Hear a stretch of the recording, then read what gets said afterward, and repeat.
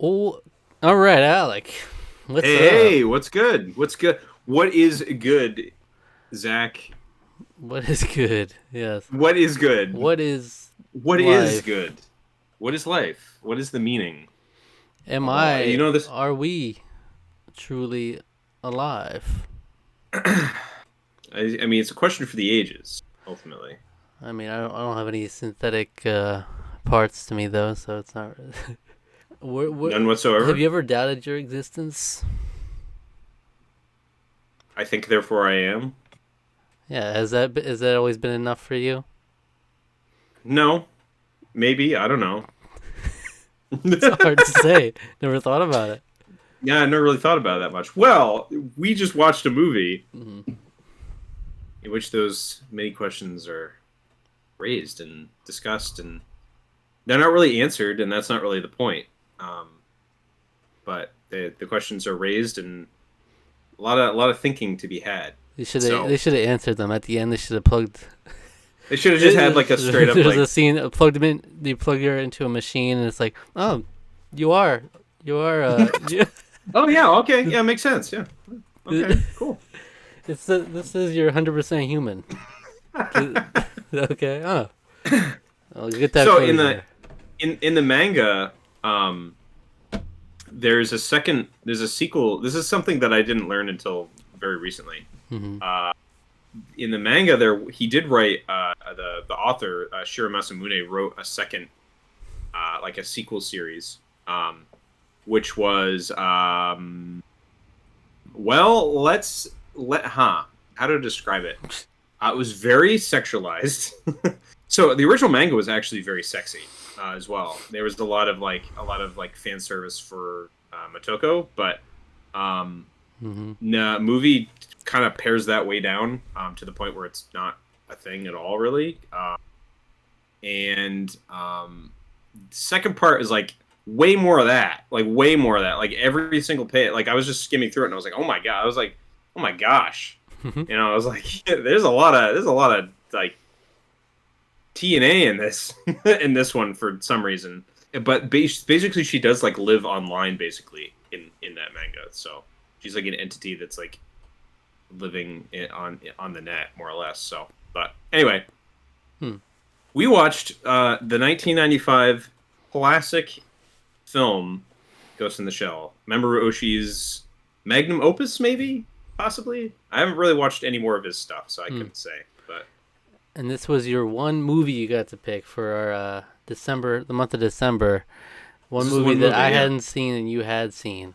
Okay. Yeah, this is a movie that I watched back in the phase of I'm trying to get into anime, and I'm just watching stuff to try to like I'm watching stuff to get into it, like to like the main staples, like the Big ones. classics, the Yeah. things everyone says you need to watch, like Ghost in the Shell and Akira and Full Metal Alchemist, and that's not a movie, but like hitting the staples. Spirited Away. Spirit Away, right? Exactly, the Miyazaki ones. You got to watch the Miyazaki ones. Um, this movie is very different even from Akira, even though they do hit the Very different. same sort of like Hmm. cyberpunk-ish kind of realm. This is like more cyberpunk, I would say, and Akira is a little more like it's got like elements of cyberpunk in it, I guess. Definitely, but Akira's got more like the coolness to it, I feel like. Then this is more on the yeah, technological side of it. it's on the technological side. There's still some of the coolest action sequences in anime in terms of like how beautifully it's animated. This film looks Hmm. amazing still. Um, and but yeah, there's a lot more of like the heady sort of like the like hard sci-fi sort of headiness to it of like existence and Yeah. technology and all that sort of combining artificial intelligence, which I think is becoming more and more of a legitimate like Hmm. topic and of conversation. You talk They're about like AI threatening our art and stuff. artists, yes. Well, it's threatening our artists in the sense that it's actually stealing artists' Yeah. work and reprogram and re-putting it out as its own, which is like that's not cool. Not So cool, people guys. People running those programs are not cool. Yeah. But yeah, there's a lot of themes, strong focus on themes in this movie, like Yeah. and like the philosophical, you know, question of your existence kind of is very prevalent in this, and they're not really shy about it. You know, it's like kind of the main theme the main character is going through or thinking through, and so Yeah, I because her resolve is sort of shaken when she witnesses all of these things going on in the cases that she's doing, and it starts to shake her, like her resolve. Like, is anything that I can think of, is anything that I remember real, or was that just programmed? Um, and it starts to, um, yeah, and a lot of this movie is her just struggling with that idea. Um, so it is very it's very much a thinky movie. It's it's interesting because I feel like people can have very different reactions to it. I feel like when one of the reasons why I wanted to have this movie as one of the ones, the thing that we watched was, this is some movie that when I watched it originally, I thought it was like interesting, but I didn't really think much more of it than that. And I was like, yeah, it's a pretty solid movie, and I enjoyed the action sequences, and I didn't really think too much of it after that. And I want to watch it again because I know people still. This is probably like the first time I watched it was probably like close to 10 years ago now. And people still talk about it. People still bring it up. And I wanted to watch it again, to sort of maybe get a second look, because like I was kind of on the camp of, is it overrated? Might be a little overrated. Having watched it again, I don't think this movie's overrated. But my housemate that I watched it with, I think he thinks it's probably a little overrated, because he was like, "Oh, that was a way simpler plot than I thought it was," and I was like, "Yeah, like the bare bones plot is pretty simple, but like the questions it raises are not simple. Like the film doesn't offer any answers to any of them, and in fact, some of the more ones that you might think would be more dangerous, the film actually almost puts more in a positive light, which is fascinating to me, and I think is just really interesting, and I feel like is worth grappling with, like just thinking about. And that's the idea that like artificial intelligence and transhumanism, is that such a terrible thing? If that's the next evolution of humanity, I myself would lean towards that's dangerous, and I definitely want to like. I think there's a lot to consider with that, but I find it interesting that Mamoru Oshii presents that as not necessarily inherently a bad thing, which is amazing. Like a movie that's so bold enough to take a stance, to really stand behind raising a lot of questions, because I mean, I'm sure, he had a lot of these questions and is probably still tackling with them, because as far as I'm aware, Mamoru Oshii is still alive. So yeah, I don't know. What do you think about it? That's interesting because I could see both sides. Since this is my first time watching it, I could see myself liking it a lot more the second time. Though I'm not gonna come in here and say I didn't like the movie. That's not what I'm gonna say. Yeah. But I will say it's probably more of one of those things where like I wouldn't put it in my favorite movies list, but I recognize like that it's like brilliant at what it's doing, kind of thing. Yeah. Kind of like it's almost got like that reputation of like a Silence of the Lambs. It's like a highly revered movie in terms of cinema, and specifically for anime. It's like one of those the staples, like you said. Yeah. But I do think it's brilliant, and I do think it's unique in that, me personally, I haven't watched an anime like it that really gets heavy into the philosophy and questions of existence and stuff like that. I think that's really cool. Yeah. But yeah, I even wanted, if I had more time, I probably would have rewatched it before this. I wanted to watch it again because I watched the dub again, and I'm gonna be perfectly honest.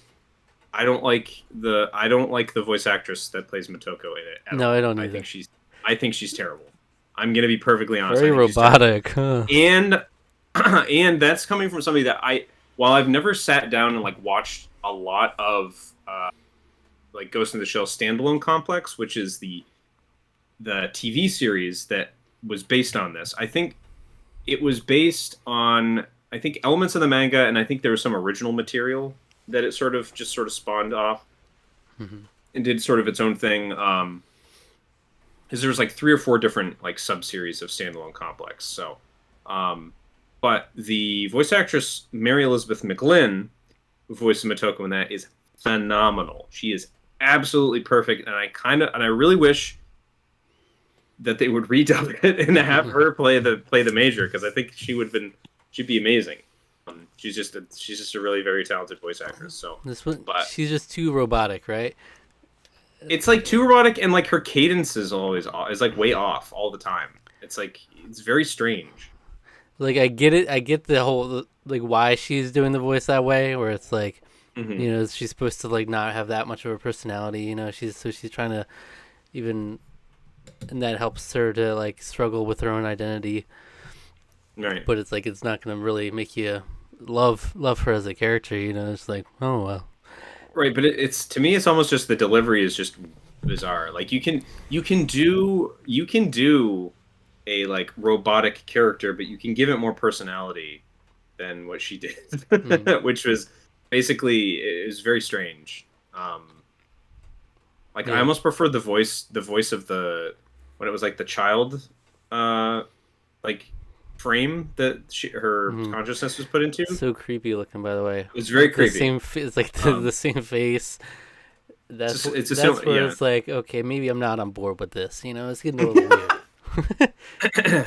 The guy, was it Bato? Is that his name? Bato, yeah, I think so, yeah. He's like a little young for my taste, but Yeah. but it's what he had to do basically. It's like all I could work with. Yeah, black market. So, But yeah, I mean, there's definitely, I think there's a lot that I could have gotten from rewatching it too, and it's one yeah. of those that like probably could have taken more time to let it sink in too. You know, yeah, it's a film that definitely begs repeat viewing. I think that like and yeah, again, I want to watch the original Japanese next time I watch it, which I was actually going to do the same thing. I was going to rewatch it before we did this again, but I just never got around to it. Um and yeah, just cuz I really would like to just get into it that way. Hmm. Which is the thing. Somebody who loves something like Evangelion, which is another thing that has a lot of like heady sort of philosophical kind of stuff. Um, I've never watched that in Japanese either, which is like blasphemy, probably. But um, I mean, yeah, yeah, I'm basic in that sense. I always go for the dub, yeah. I mean, unless it's particularly horrible, like upon watching it, mm. and never live action dub. Oh, live action I dubbing is tried that awful. for like one episode of Squid Games. I couldn't make it through one Oh, episode. it's so bad. My parents actually this is amazing. I still haven't watched Squid Game. My parents watched it like when it came out, and they like specifically went to it to turn that off. They're like, "Oh, this is horrible." They Yeah. didn't want any of that. They're just like, "No, no, no. We're gonna watch it subtitled Well, because that's how you're supposed to watch it." even if you aren't like viewing television in like this critical way, or it's like, oh, I don't like the inflection of the voice. It's just also jarring in a live action for like the voices not to line up, and it's like it's just weird to watch. You're not used to it. Yeah, yeah. Um, Well, especially with the anime dubbing, they're very particular about matching lip flaps and everything, which is yeah. interesting. Which is also interesting because a lot of times the Japanese seiyuu are not overly concerned about that. They don't always care about matching lip flaps, which I think is really interesting. Because dubbing, that's something I almost feel like that maybe it's just like a Western thing where we just find it very jarring when your mouth isn't lining up with what you're saying. Yeah. It is very distracting. It's I don't like distracting it. is what, yeah. So it's Um, unfortunate that this is the only version of that voice I know. Says like I kind of obligated to hold it yeah, against it because I can't just assume the other voice is better, but I'm right, assuming it is. right. But you know, I'm not gonna knock it that much. But honestly, other than that, the entire rest of the cast is great. Mm-hmm. From what I understand, I think most of the rest of the cast is actually they were the ones in Standalone Complex, that series. So it's like that makes a lot of sense because they were all really good. How do you get the main character so wrong? Like I don't that's the know. most important one.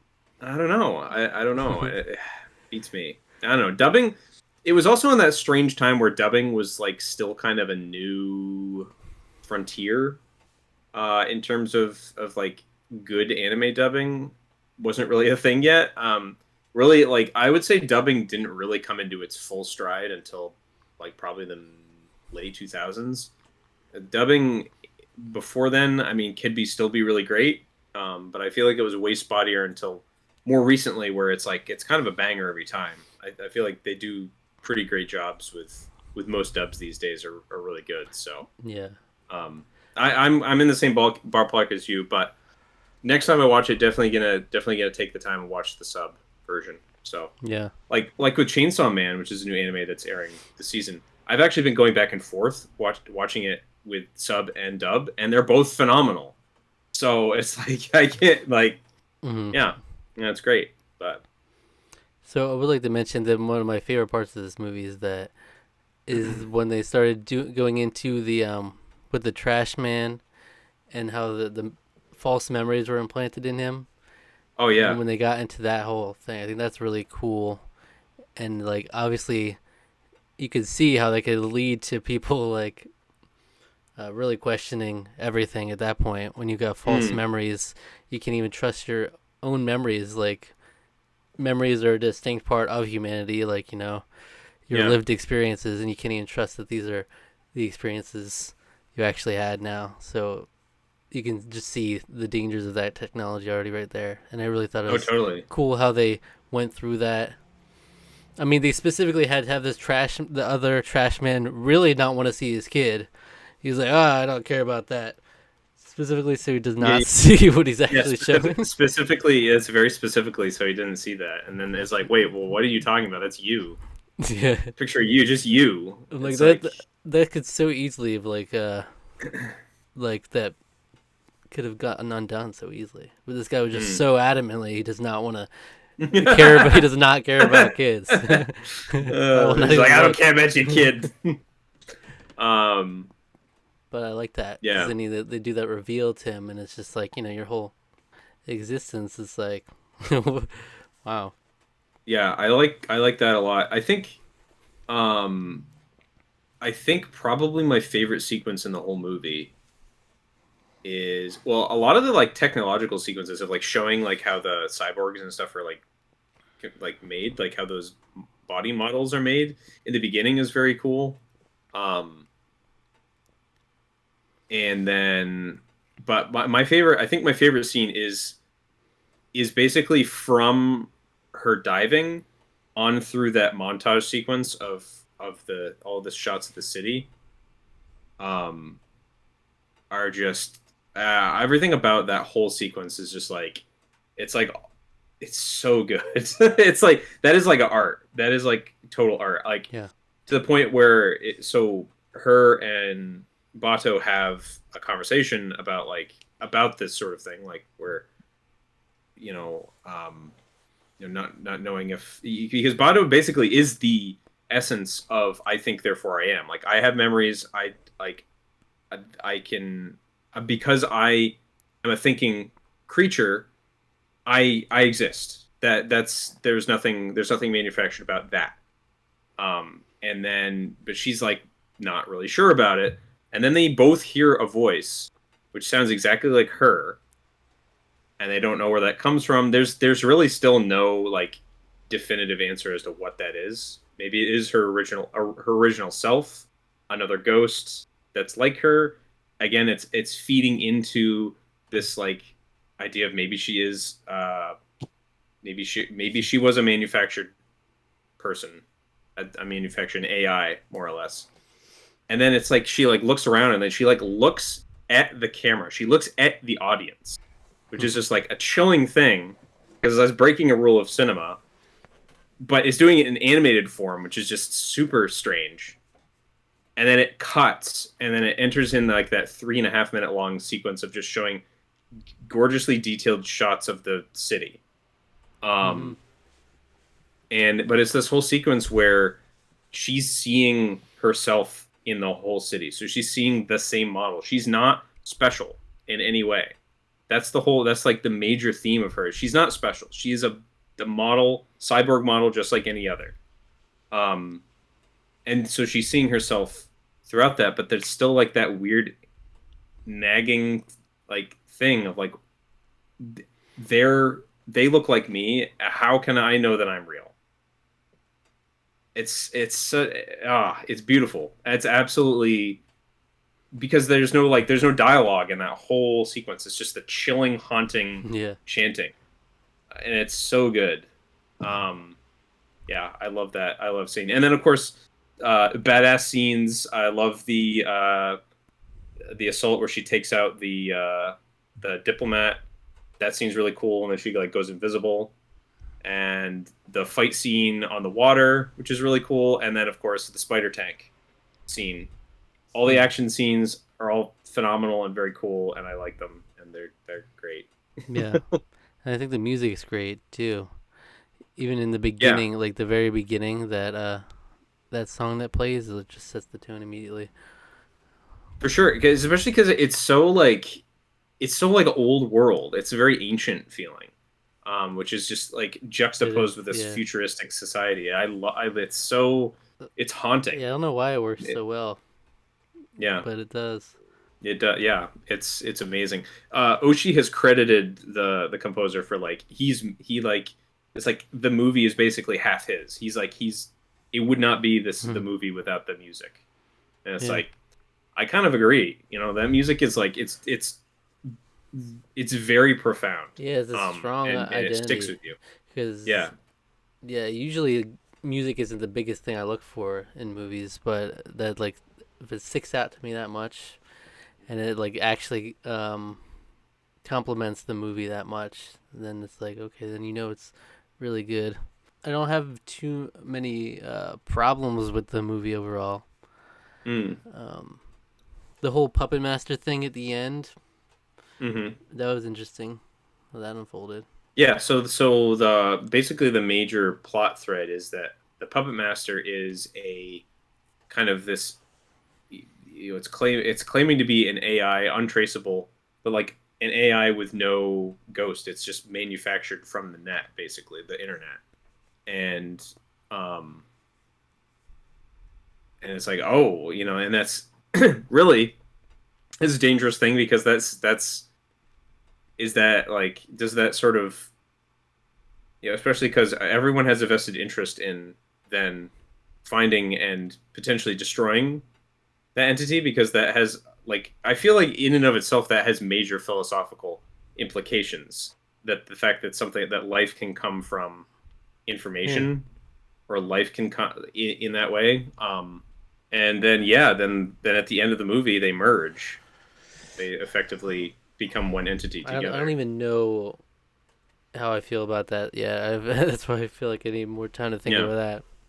yeah, because he the thing is he wanted that's what he wanted. He wanted a body to know, to feel, to know that he was able to reproduce, to feel.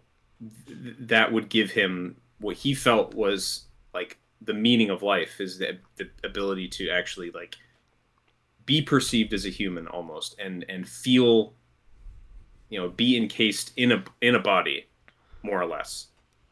Um, and she felt that she needed more of a purpose as well to feel that she was real and that they're because they're sort of their motives were similar. She was like, "Yeah, let's do it. Let's go for it." Hmm. And they do. Yeah, And well, yeah, and you're left at the end to ponder. The net is vast. yeah, Um, and the whole thing with that puppet master it kind of threatens the whole idea of like of I think therefore I am. yeah, It's no longer that simple. It's like right, well now that technology can actually get to that point, it's like okay, well then everything's out the window. right. Uh, And that's why Bato is like a lot like because his whole thing is he's shaken by that too, which is why he basically helps Motoko figure out what she needs to from her own questions because it's like I don't even, I can't even like. It's basically like I don't even know what to do, how to feel about that anymore. So Yeah, it's like, yeah, which is that's a distinctly so far that's distinctly unique to this the Ghost in the Shell world. Like Mhm. we don't really have a reflection of that in our real world. So far, Right, that rule still seems to apply. That yep, like the thing there 4 a.m. is like a unique thing to human existence. But I mean, I guess we'll see. I guess we'll see. Anything else yeah. we need to It's talk about that we haven't? I don't think so. I mean, like, yeah, I love the just the general, this the whole look, the whole vibe of this movie is just like it's so nice. Hmm. And it's something that I feel like they kind of, based on what I've seen, like visually of it, it seems like they did a decent job capturing it in the 2017 Ghost in the Shell live action version. But from what I understand of the plot of that movie, it goes in a very different direction. Um, in terms of the Hmm. of like the general arc of everything. It's I would say it's sort of I would say it does a disservice to the headiness of this movie because it I think one of the primary things that it does in at the beginning is like she is unique and special. And it's like, oh, that just sort of undercuts every because I think it's more interesting and more profound the fact that she is not unique. You know, that's what causes her to go on this sort of this journey of Yeah. introspection and self-reflection where having not seen the ScarJo version, I guess I can't say specifically, but um, Mm. it was not well received by anyone. Um, so I guess do with that what you Speaking will. of ScarJo, we gotta watch The Island, which is about What? it's a movie with Ewan McGregor and ScarJo. In The Okay. Island, it's about clones. All right, it's a clone Oh, movie. okay. Okay. A clones. Ewan McGregor dealing with the clones again, huh? uh, They called it Attack of the Clones. that's an interesting one too, where it's like ponder like the ethics of like, That's am it. I That a is real interesting. person? That kind of thing. Huh. Interesting. Interesting. Anyway, what score do you give Ghost in the Shell out of 10? It's tough for me because I feel like I need to still watch it again to really get a gauge. I think I'm gonna stick with an 8.5 for myself, but that is can easily grow to a 9.5 for me. I think this is a stone cold classic. Mm-hmm. I think it should be watched, and you should definitely make up your own mind about it. I mean, we've already spoiled most of the plot points, I guess, but it's honestly, it's one of those movies that even if you're talking about like basically breaking down the whole plot, like we've been saying, because it begs repeat viewing, I feel like it's okay to have that happen because like seeing it, watching it, experiencing it is very different. And it's kind of brief. It's only like 85 minutes or something. So Yeah, it's not really that long of a movie. So, and that's good. I appreciate that nowadays. I yeah. do. Yeah. I'll give it an 8.5 also. Yeah. All right. I agree with you. Yeah. It's you just can't deny the the technically how well done it was on a technical level, Mm, and I think it's distinctly unique. It's a strong identity, like a memorable anime. You know, mm, like there's so much anime out there, but this one still stands above a lot of them for that reason. You know, there's a dime a dozen, like Child of Kamiari Month. You know, mm. that's not gonna The stand the test Ghibli of the time. Ghibli ripoff. Ghibli ripoff. But this one, I mean, left a mark. Yeah. And I mean, I'm not gonna be the person who just says, just because of legacy. That's so like that's not. Yeah. You can not like it, uh, but still Yeah. recognize its legacy. But I enjoyed it, and I think it's it's compelling, and I Mm. don't often get that from anime movies that I've seen, like truly thought provoking on that level. Yeah. You get some like nice stuff or like cute stuff or moving or emotionally satisfying stuff. I would say like Belle, for example, Mm. but like Bell doesn't quite that Bell doesn't really raise like philosophical questions, at least not to me, No. in a way that this movie does. This movie is it's something different. There's something different about this one, and I think that's that's to its credit that it still. Movies also just don't anime movies just don't look like this anymore because a lot of them are like they're not drawn on like hand cells anymore. It's all done in computers. But this movie was cutting edge for the time anyway. It was using some CG elements. They all still hold up pretty well, I would say. And yeah, I mean, it's just stuff just doesn't look quite like this anymore. I mean, there's like film grain basically. It looks great. It looks great. But yeah, It does. I love it. I do enjoy this movie quite a lot, and I feel like as I continue to watch it, I feel like that love is just going to continue to grow. So yeah, You gotta give it up. It's a Tarqaron score 8.5 out of 10. yeah. All right. In the meantime, what video would you recommend our viewers watch next? Yeah, well, go check out our thoughts on Bell. Go Yeah. see with Bell. We have a discussion about that movie. It was What did good. we give that movie? I don't actually remember. It's like an 8, I think. I think we both gave it an 8. An If eighter. memory serves. So, yeah. Classic Gator. Classic Gator. We'll see you later, Gator Ater. If you enjoyed this Okay. video, subscribe to the channel. Like the video, leave a comment, hit the notification bell, click the links in the description for our social media. Hopefully we got some, we'll get a chance to share more movies in the future. Yeah. Because I mean, we only got one each this year. It was tough. I have plenty more I want us to watch. Oh, for sure. For sure. But yeah. Until All next right, time. man. Yeah. Get the fuck out of here. Okay.